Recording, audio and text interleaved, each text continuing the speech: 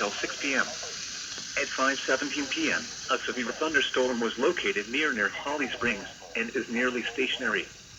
Hazard, 60 miles per hour wind gusts and penny-sized hail. Source, radar indicated. Impact, expects damage to roofs, siding, and trees.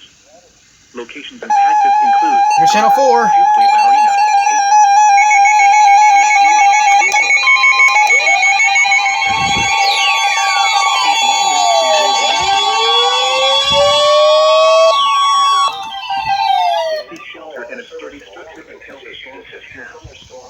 Stay away from windows in southeastern North Carolina until 5:45 p.m.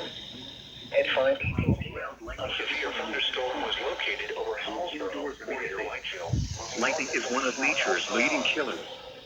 Remember, if you can hear thunder, you are close enough to be struck by lightning.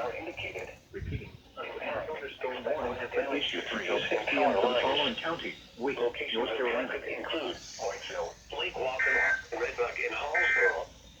For your protection, move to an interior room on the lowest floor of a building.